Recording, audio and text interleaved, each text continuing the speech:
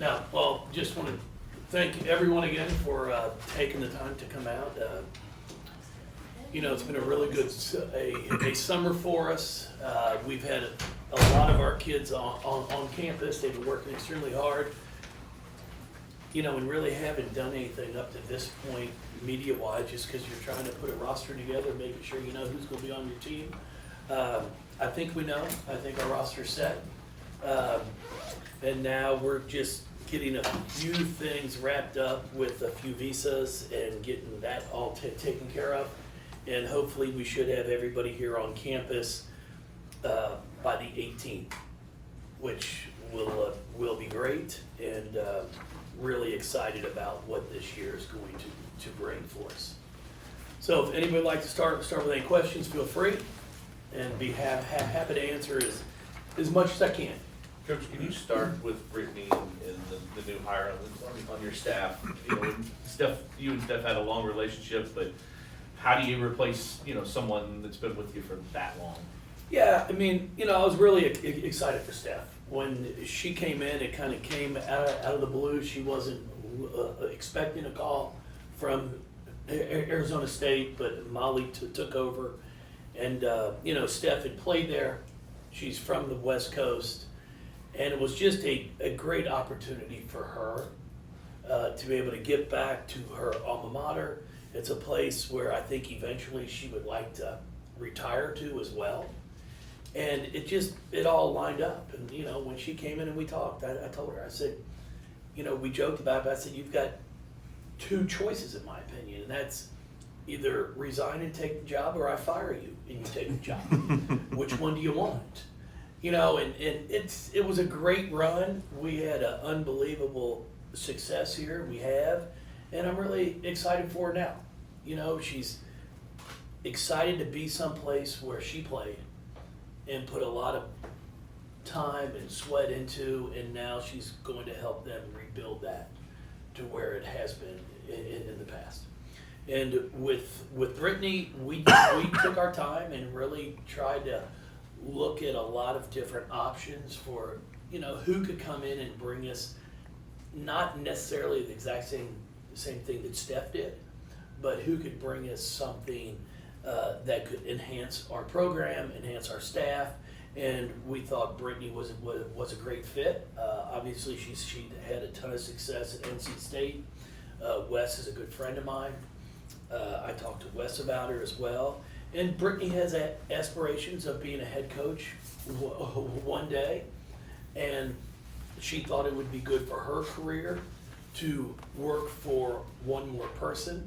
Obviously, Wes has done fantastic, and now coming here gives her an opportunity to have two people who can pick up the phone for her when a job comes open that she wants and try to help her get.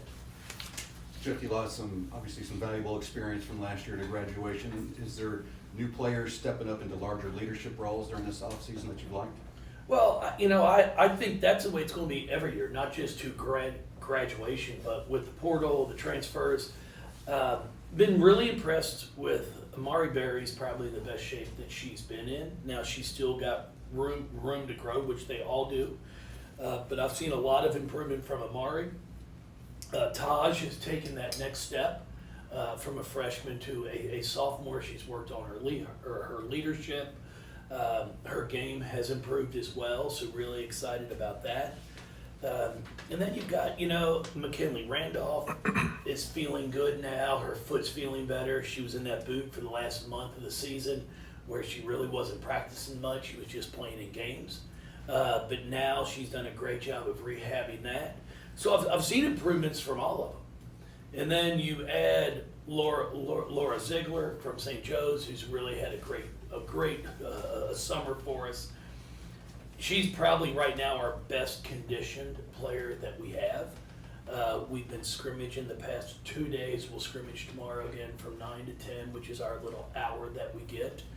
I waited till the last week to really have 4 days that we can scrimmage for an hour. And you can tell from our time scrimmaging that she's in great shape. She rebounds the ball extremely well. She can pass it. She can score. she's going to bring a lot of experience to our team, which is going to be something I think all of our fans are really going to enjoy. Raina Scott and then Skylar are two transfers also that are adjusting to the way we do things. Raina, from our first scrimmage on Tuesday till today, looks like a different player. Really starting to understand what we're trying to do. I want our point guards to be explosive. I want them to score, but at the same time, we got to take care of the ball. On Tuesday, she turned it over about 9 times. And today it was once. You know, so really, I'm seeing the growth. She's up there. She's watching film. She wants to be a leader. She wants to be a point guard. So really excited about her. I mean, all of them. And then we have a few that we're getting healthy. Isla had her surgery in April. She'll hopefully be released in September. Grace she's been participating in individual skill work, but not 5-on-5 yet. We're still getting her legs stronger from when she tore her ACL two Julys ago. So it's just one of those things. She was able to play in her high school season there at the end.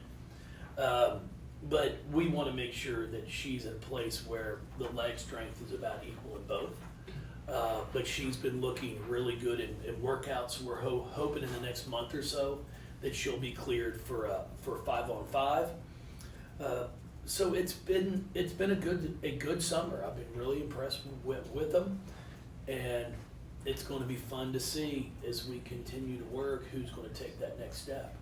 Jeff, you've mentioned how everyone on the team has made meaningful progress this summer, but specifically, how has Tajanna Roberts looked so far coming off of that really impactful freshman campaign? Well, Taj has gotten stronger. She's really worked hard in the weight room, which is something that we had talked about at the end of the season.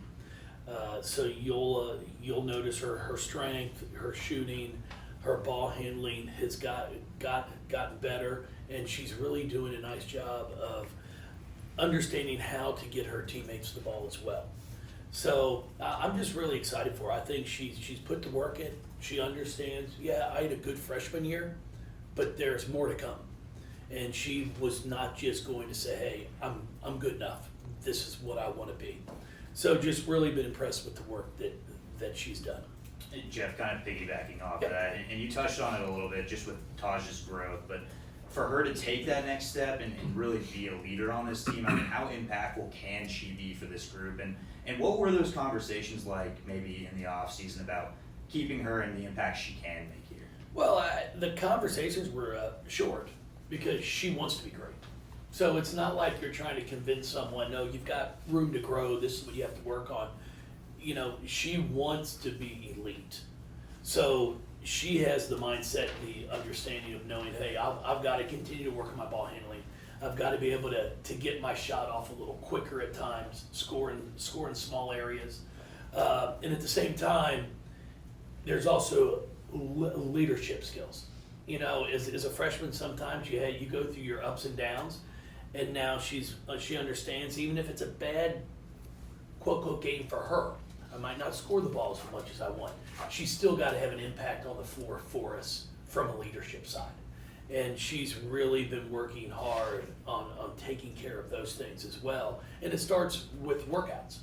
You know, you might not shoot the ball great, but how are you handling it? And she's been really good with that. So I'm excited for her and really looking forward to when we start getting going. Jeff, you lost both your post players in Nyla and Olivia, but just looking at the roster, it looks like you'll have some pretty good depth. Obviously waiting for Grace and Nyla to get healthy and everyone else to get here, but I guess how do you project early on that kind of front court rotation to look?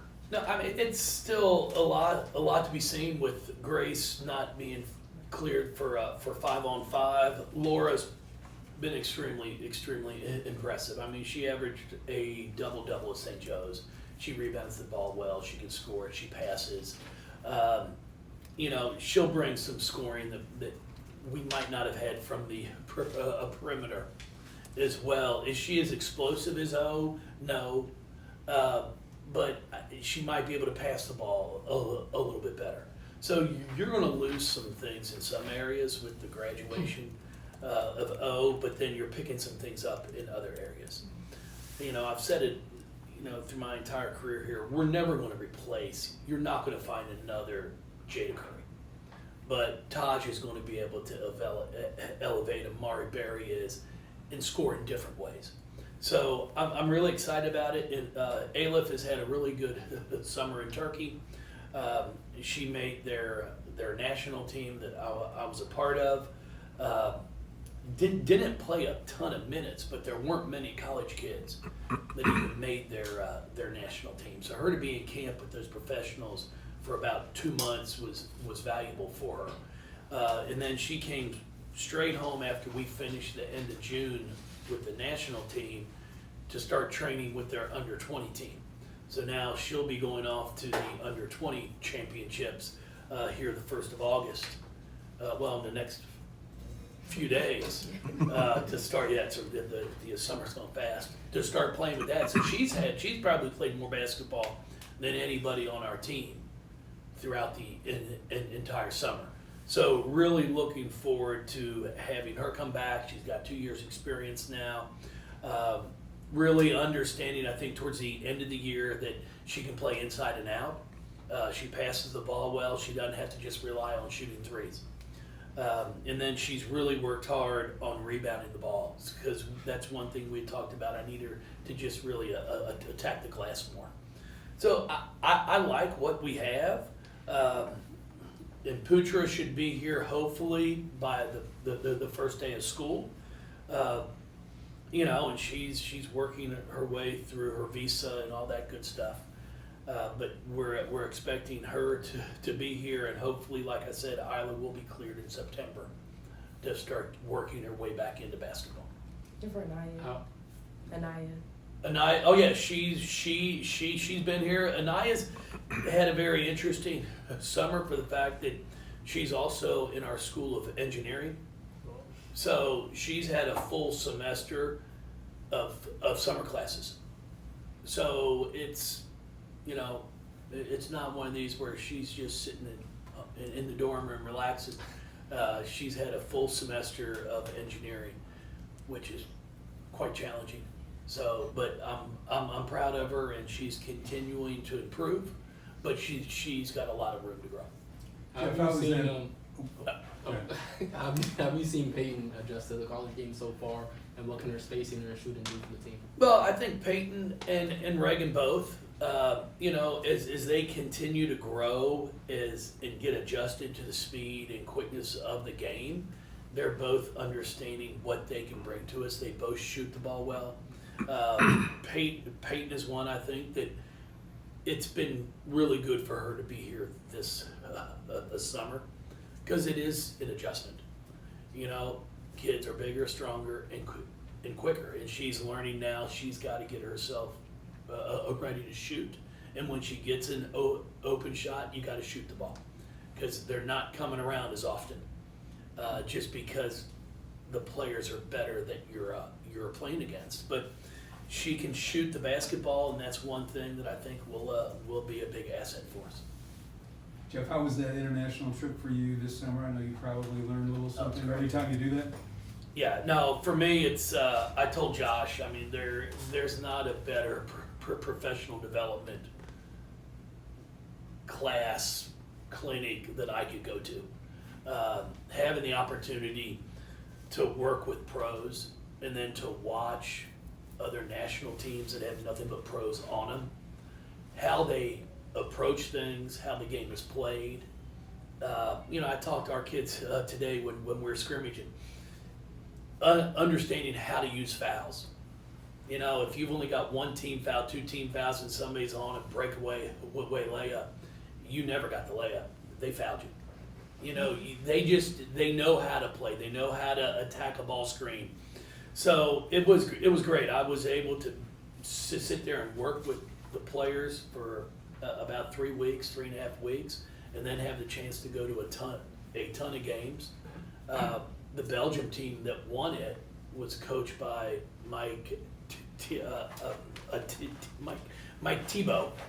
who was the coach for the Mystics, our national team, you know, assistant coach, and I had no idea until he rolled into the hotel in Athens that we were in, and we were both like, well, what are you doing here? You know, so it's very, very well coached. Great players. So it was a great summer for me. I really enjoyed it. Really Jeff, you're headed into the 19th year. I mean, Yeah. Is there like ever a pinch me moment that you have been doing it for this long, and how have you maybe seen yourself transform over the course of this time? No, I mean, it's all changed. I mean, it's 19 years. It's been great. There's no question about it. I mean, and do I wonder how, you know, where all the years have gone? Yeah, I mean, it's gone by fast. I don't know how many of us in this profession can say that they've been able to be at one place for 19 or 20 years. There's probably 10 or 15. You know, I joke, but it's the truth. You normally try to get out before they get you out. And it's changed. I mean, the game's changed, the landscape's changed, everything's changed. And you've just got to try to adjust to it, but at the same time, you can't go away from what's worked. It's what I told our kids today. I mean, I'm all for coming to practice every day and just saying, let's go hard. Let's have a great day. And if they do it, fantastic. But there's some days you got to motivate them. You got to coach them hard. Because I also know what their aspirations are. I know when they come in my office and they say, I want a chance to be a pro. And I tell them, I know what it looks like. And what you've done the past week doesn't look like it. So if you want me to just keep telling you great job, you're not going to get where you want to get. So you've got to be willing to allow us to coach you. And you got to be willing to be uncomfortable. So one thing in life, no matter what you do, you've got to be uncomfortable in order to be great. It's conditioning. You choose to either go through the hard so you get in shape, or you choose to not. But what's going to happen is when we play in a game on national TV, everybody's going to see that you chose to not. I'd rather go through the pain now, getting in shape, so then when it comes time to play, I'm in shape. So we've talked about that with all of them. Obviously with NIL and rev share, that's all changed a ton. It's just something that we're all trying to adapt to. We're all trying to figure out in this recruiting. You know, when you're recruiting against somebody that might have more than you have, you got to figure out what's important, who do you go after, because it matters. I mean, I tell people all the time, you can't put fault on a player, you put fault on a family or anything, but if I can offer somebody 80,000 and somebody else offers them 240, it's like, I mean, I know where I'm going. You know, so you're all trying to balance what you have to offer them. And that's the interesting thing is, you know, we're all obviously not playing with the same amount. So that's where you're trying to figure out, okay, can you get a kid over here for 50,000 because the kid here is going to get an offer for 150 over here. And then what happens is you stay in it long enough. Unfortunately, it's like, it's not going to come down to money. It's not going to come down to money. And it's hard to say. I mean, we all want to say that, but everybody here has a job. If somebody called and offered you 3 times to switch stations, I got a feeling you might switch. I might see a different logo on your camera. So it happens. So as coaches, you've really got to make sure you're doing the right job of finding which ones, okay, here's who I can afford. This is what I'm going down. And then at the same time, you got to make sure as an incoming freshman, it's like, do I put 6 figures into an incoming freshman, or do I wait till the portal comes open to a kid that I know has played and they've done it? Because the pressure has changed. And not on coaches, on players. I feel for them. I mean, the college experience is kind of a little changed some now. You know, the days when I played at Northern of going up the Skyline and maybe having a few too many to drink at the little local establishment on the top of the hill, you know, you come to practice on Saturday morning, it might not have been a great day. Well, now the problem is you might be sitting there at a bar next to someone who's like, I gave $100,000, and you're sitting here, you're drinking. You know, you lose a little bit of, I'm not saying you're supposed to drink in college, but let's not be naive, people. Okay? So you lose a little bit of that college innocence, if you want to call it, because now there's pressure, man. There's pressure. You're sitting there, you're getting paid.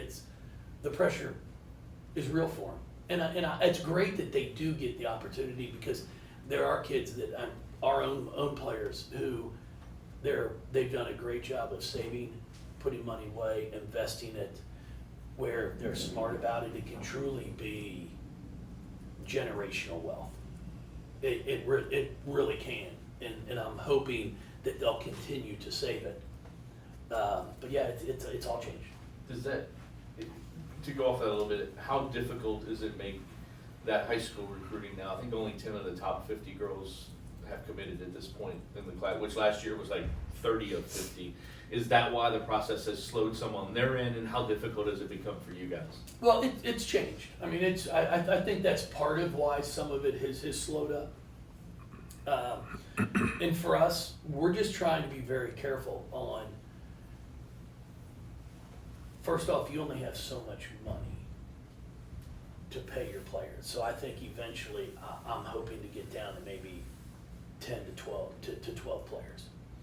And you might have 13, you might have 14, and some are just happy to be on scholarship, okay, which sounds crazy anymore. Yeah. But, you know, like Asia Durr was on a scholarship. Dana Evans was just on a scholarship. And we say just on a scholarship, you got kids that would die to not have to borrow money. But you've got a certain amount to pay. So it's like, okay, if we can get down to 10 or 11, now all of a sudden the amount you can offer somebody is a little bit higher. But then you got to be planning for someone to transfer as well. You know, you're dealing with some schools in rev share that might have 2.5 to 3 million. And if you're dealing with one, like if a kid can get 3 times, and it happens, as every coach will tell you, as the year goes on, you want your kids to play really well to a point. Like, don't play too well, you know? But it's what makes it fun. I mean, we're sitting here each year, it's no longer, if you find kids that can stay 4 years at one school, I think it's going to be impressive. You know, I mean, it's really, it's difficult, I think, on the men's side as well. I mean, in football, I mean, they might play for three schools in one season. Crazy on that side. I'll watch it. That's not an exaggeration. Kind of speaking on that a little bit more, when it comes to managing that budget and trying to figure out the best use of the money that you have, how many people are involved, I guess, in that decision? Is it like you have kind of the final word, or are you trying to be a little bit more collaborative with your assistant coaches? Like, what does that look like, I guess? No, when it comes down to the final, I mean, obviously Josh lets me know, hey, here's what your rev share number is. Here's what you have to work with. And then at the end of the day, it's on me. Sure, we'll sit there and talk about it as a staff, but at the end of the day, it's going to be put onto me, and it should. I'm not going to sit there at a press conference and say, well, you know, Jody said I should offer the kid $80,000. I only want $50,000. And I mean, and then you get into it of like, the interesting thing about it is there are players that I might say, okay, I think for us, because I'm trying to get a team together, you might be worth $80,000. But then somebody else might offer $120,000, and it's like, well, why aren't you offering $120,000, Jeff? You're only offering $80,000. Like, because I'm also trying to put a whole team in place. And that's where we're learning as it goes. You know, you just try and get 5 elite players and say, here's $200,000 for 5, and then say the rest of you're just getting a scholarship. and find maybe 4 that are thrilled to be on scholarship, that are good players, that want to be here, but you pay your 5 a certain amount. So it's a juggling act right now. And the other thing is, there's no true value per se of what does a starting point guard make in the SEC? What does a starting point guard make in the ACC? What's a starting post player? So we don't have that yet, and I think we're all trying to figure it out of what are the numbers. So it's not just building relationships with families and anymore. I mean, it's still a big part of it, but there's so much more into it now. Yeah. I guess kind of going off of that, now that you're a GM too, I mean, is there anybody else that, I guess first, how do you balance those responsibilities? Is there anybody else that kind of helps with making those decisions as far as who gets how much ever? No. I mean, I taught Josh. Obviously, Josh is the one that tells me what we have. And then at the end of the day, like I said, I talk with my staff, but I've got my spreadsheet. And I'll plug them in knowing, okay, here's what we have. And then, like we did last year, I mean, we also have areas that if you transfer at the end of the year, we're going to have a savings. So we're going to save some. And then that allows me, if we go get a transfer, to pay them a little bit more on the front end, so it would hit last year's cap, and then give them what their salary would be for the upcoming year. So you're trying to do a lot of different things in the terms of, okay, if you don't get who you want, do you just go, okay, we're going to have a good year this year? It might not be great, but we're going to have a good year, and then I'm going to save $250,000 of my cap to then go try and get three transfers that are big time. So the following year, we're going to be really good.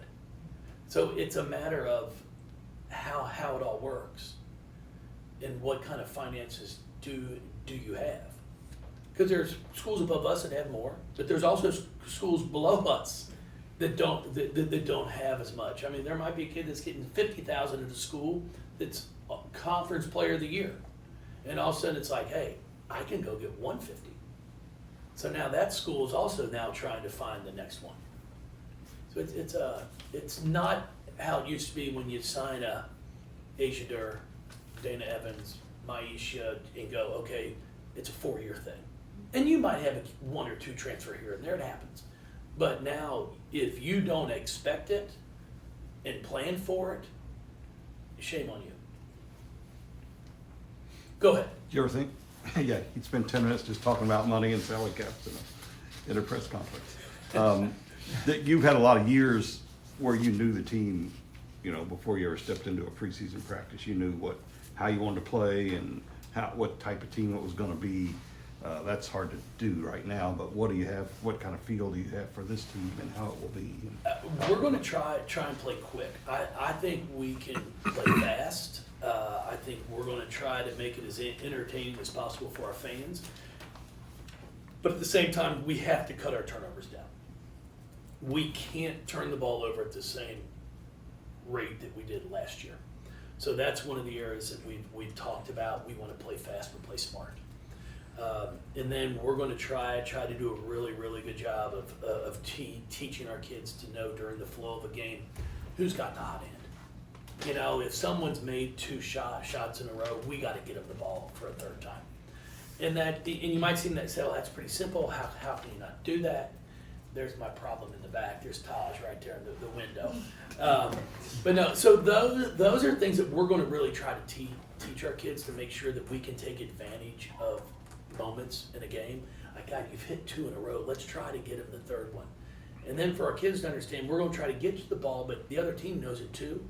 So when 2 people run at you, now you got to get the ball to the open person. So I like our team. I really do. They're a great group of people, young ladies. They seem to get along extremely well. They've done a bunch of things outside of the basketball court together, which I think is important because you're adding new players each year, and you're trying to get a chemistry in place. Coach, earlier you mentioned that Taj is stepping up as his leader, but talk about Mac. I mean, she seems more vocal out there, and she seems like she's trying to, get everybody together in that sense. Yeah, Mac was a good leader last year as well. She's always talking, she's always vocal. Just really, I'm excited for her because she's feeling better. Her foot feels better. That's going to be, for Mac, it's not her work ethic. The kid's in the gym, she's working. We just got to make sure she stays healthy, and I think she can have a huge impact for us. Because she plays so hard, she knows how to play the game, she knows how to pass, she moves well without the ball. Just does a lot of things that if you're just a casual fan, you might not see. But when you break down film, it's really impressive to watch. I guess kind of going off of that a little bit, Jeff, we only lost one of the 8 freshmen. To be able to have everybody stay together, I mean, what do you attribute that to, and how much continuity, or how much is that continuity help you moving forward? Well, we try to be as honest as we can with all of them before they even came in. Here's what we have. Here's what we're trying to do. And then, as I tell them, we're trying to win basketball games. So it's nothing personal. We're going to put the best players on the floor that we feel give us the best chance to win. We talk about that as a staff. Like, okay, who would you put out there? Who's yours? I have them write things down, so then my opinion's not overriding your opinion. But then once we all have it written down and it's 90% we agree, then it's pretty simple.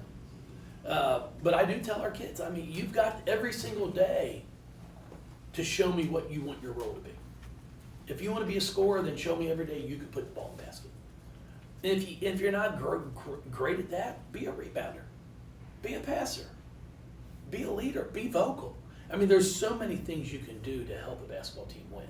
And that's what we're trying to get them all to understand. Be great at your job. Whatever your role is, be great at it.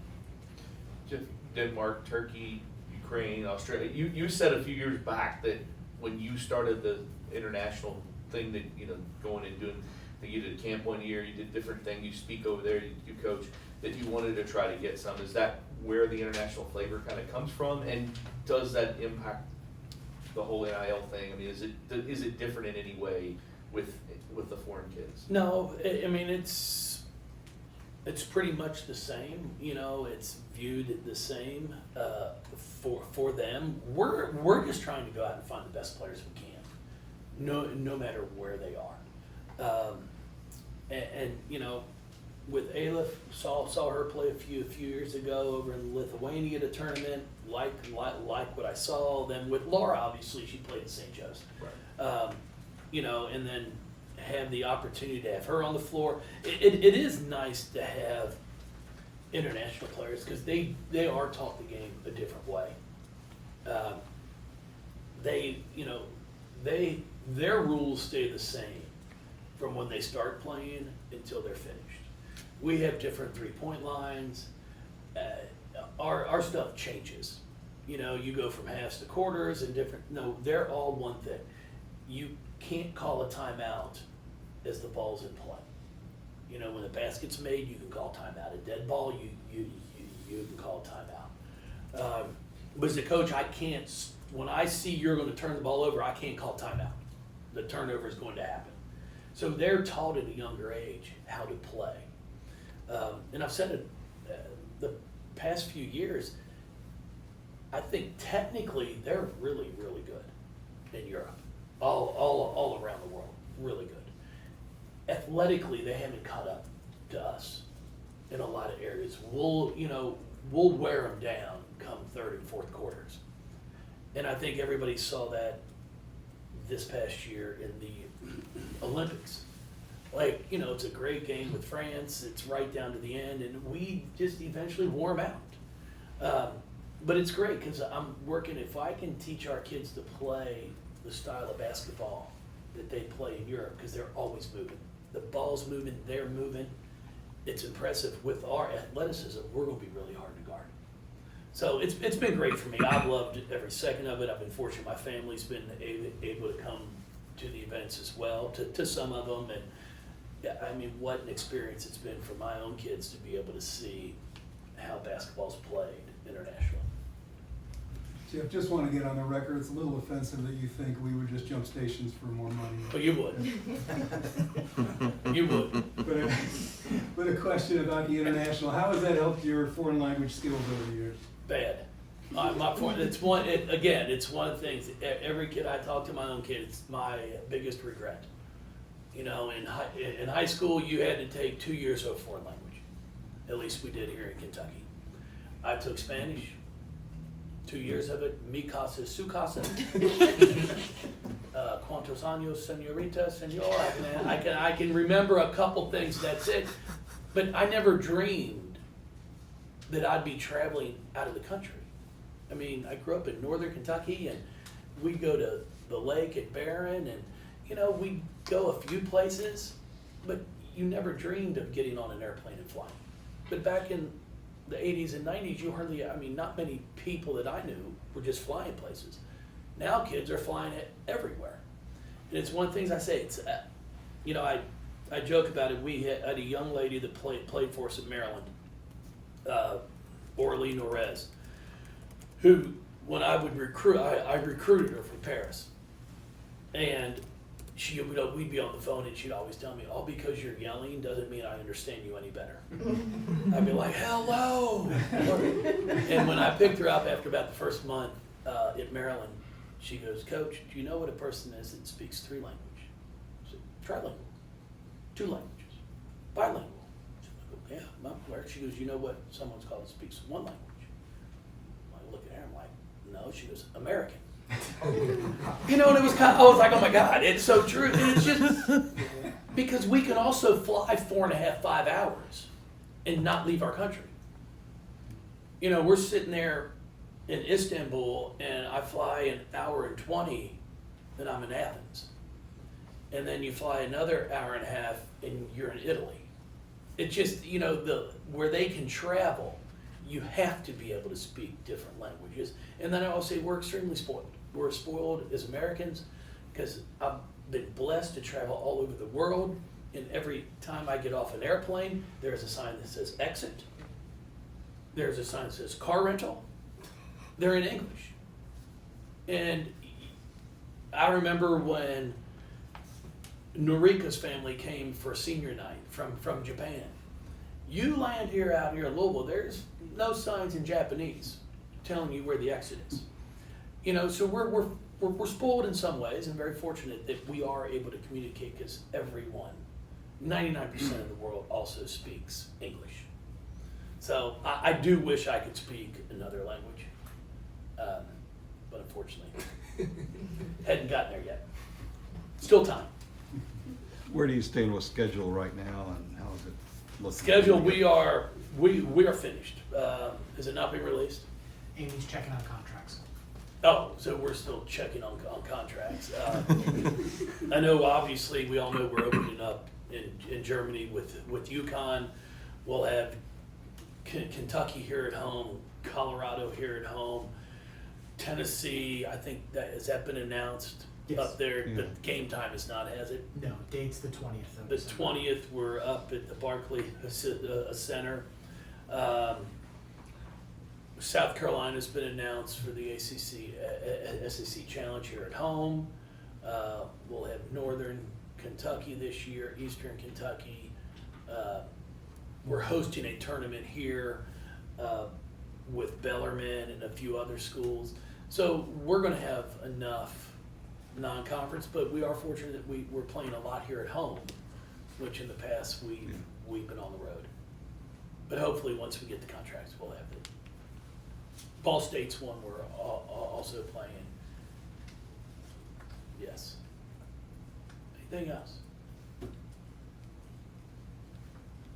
Appreciate y'all. Thank you. Turn